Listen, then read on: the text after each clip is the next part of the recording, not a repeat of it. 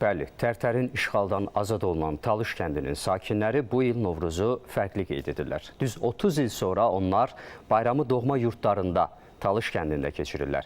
Əməkdaşlarımız iki qat bayram sevinci yaşayan kənd sakinlərinin təəssüratlarını öyrəniblər.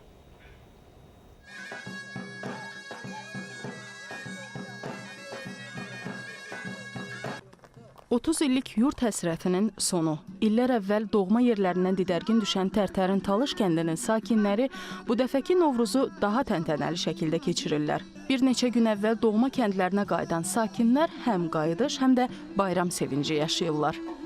Qədim Novruzun bütün adətləri Qarabağda, Talış kəndində nümayiş olunur.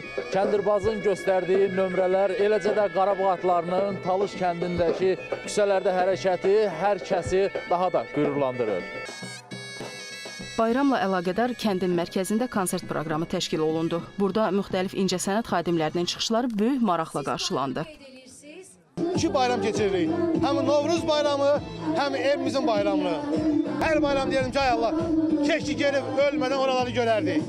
Mən iki gözümü bu torpaqlar uğrunda itirdiyim üçün qürurluyam, şərəfliyəm, sevinirəm, xoşbəxtəm. Gözümü itirdiyim yerdə, döyüşlərdə olduğum yerdə bayram keçirməyim şənliyəm. Mən çox sevinliyəm. Azərbaycanımızın Qarabağına, Qarabağ torpağına bizim qədəm qoyduğumuz günü biz qeyd edirik. Biz artıq 3 gündür Qarabağ torpağına da məskunlaşmışıq.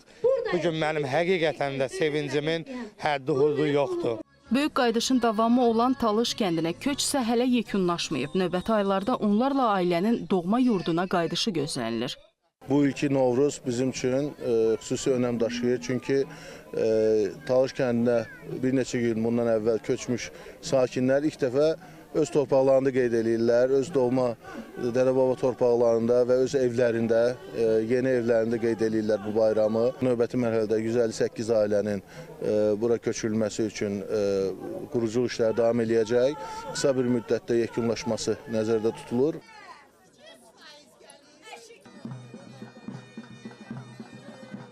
Çox qürur duyuram ki, Qarabağ atlarını Qarabağ torpağına gətirmişik. Azərbaycan bayrağını bu torpaqlarda dalğalandırır. Hər tərəfləmə sevinçdir bizdə.